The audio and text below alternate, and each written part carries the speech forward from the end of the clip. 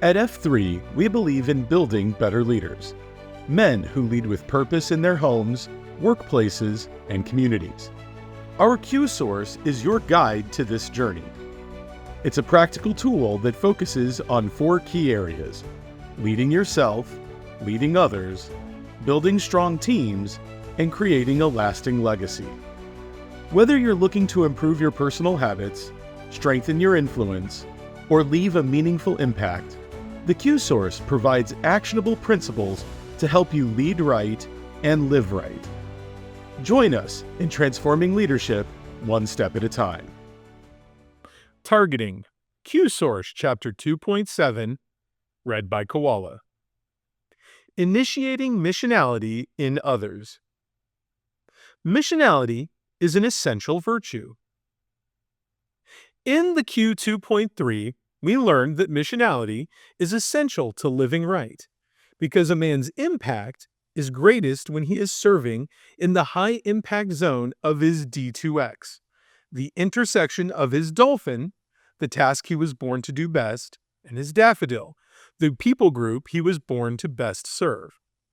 This is where his forcible contact will be the most effective.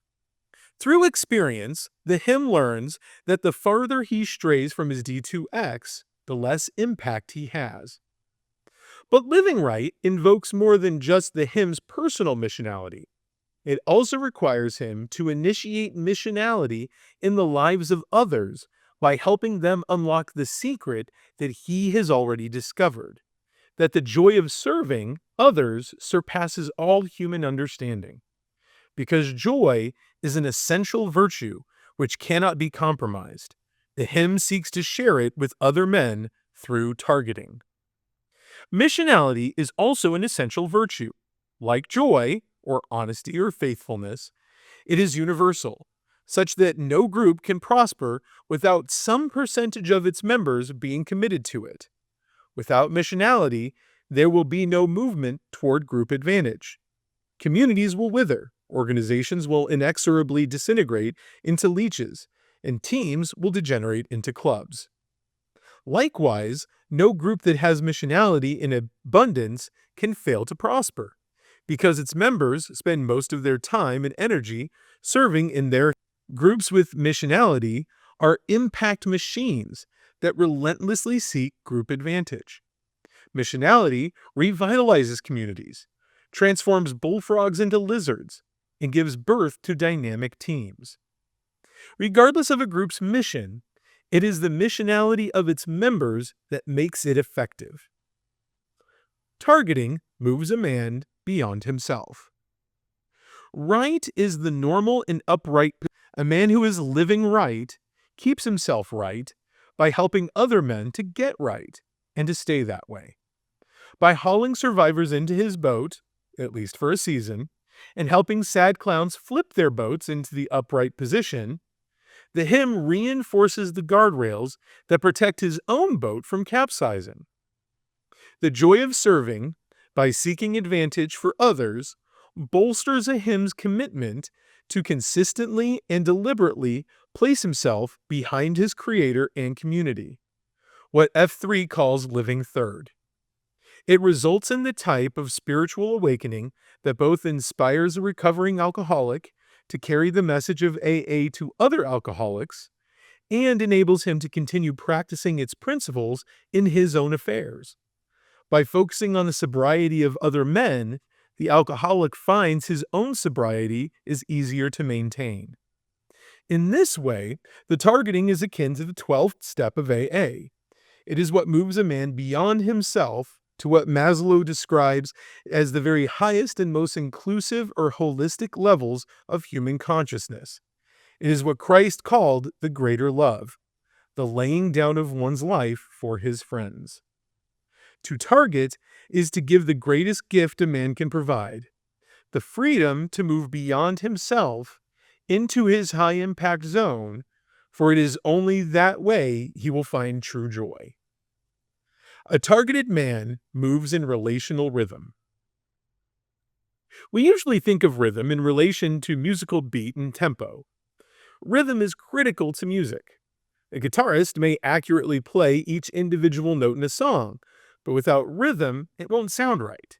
If far enough out of rhythm, it might not even sound like music at all, but rather a discordant jumbling of disconnected sounds. Rhythm is also important to other physical endeavors, like the golf swing. A golf swing is a single physical act comprised of several discrete components that each have to be performed properly for the ball to fly where intended. There's the backswing, downswing, impact, and follow through. If one of these components is misperformed, the outcome will be negative, even if the other three are done perfectly. Yet, while performed discretely, each of these components must also be properly integrated into one fluid motion, and that takes rhythm. Without the proper rhythm, what golfers think of as tempo, the components will not work together to produce an effective swing. Practicing law taught me that rhythm is also a factor in non-physical actions, like performing a cross-examination. Knowing the right questions to ask a witness is essential, but having a feel as to when and how to ask them is the heart of an effective cross. In fact, you know your rhythm is spot on when your opponent makes a specious objection just to throw you out of it. It's like a guy coughing in your backswing to disrupt your tempo during a golf match.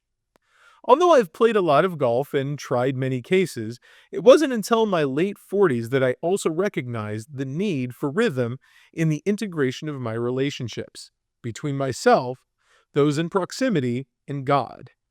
I learned of relational rhythm in the same way my eyes have been opened to many important pieces of wisdom in my life, through failure. When my boat was capsized, I had no inner peace. I could not drive for a mile on the highway without having to change the radio station to distract myself from my own turgid thoughts. I could not take a shower without having a fantasy where I performed some huge and heroic act in offset to the innumerable small and tawdry misdeeds of my real life. An unprepared amateur that I was powerless against the raging flux in my life. My relationship with myself was an unpredictable daily misadventure. Not surprisingly, this meant that my relationships within my concentrica were in constant disarray. Lacking inner peace, I was an undependable and selfish husband. Although my children were too young to realize it, I was distant and capricious father. Although I had a few acquaintances, no man could call me a true friend. Empty as I was, I had nothing to pour into a younger man. I was even a mess at work, the one relationship that I should have been able to maintain because I could control it. But I couldn't, because I couldn't control myself. I was the proverbial man whose walls were broken through. Bereft of inner peace and at odds with the people around me, I could not bring myself to interact with my Creator. How could I? A man who hated himself and was incapable of loving anyone else, possibly think that I could be anything but a gross disappointment to the divine being that had formed me from dust to be something far different, far better. Even though this was also clear to me now, it wasn't then. Then I thought it was normal to be miserably misaligned and out of relational rhythm.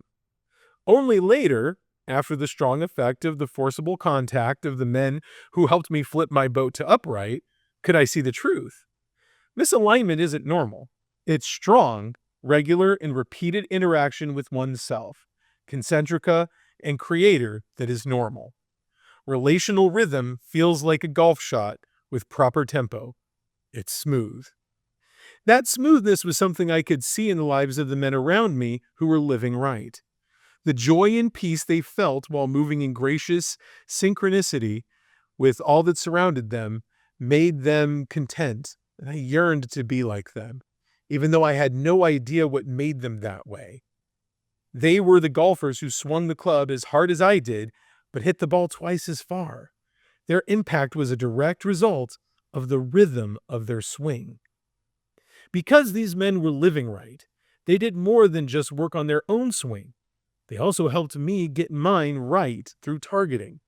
They initiated missionality in my life. In leading me to my own high-impact zone, they both taught and demonstrated to me the necessity for relational rhythm. Through them, I learned that the individual components of my life had to be working in sync for any of them to function properly. If my queen is out of control, my M decelerates. When I don't meet, my shorties suffer. If my jester rules over me, my mammon is in disarray.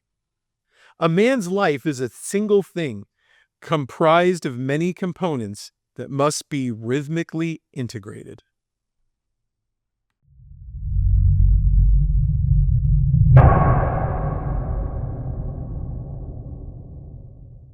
One, two, three. Lead!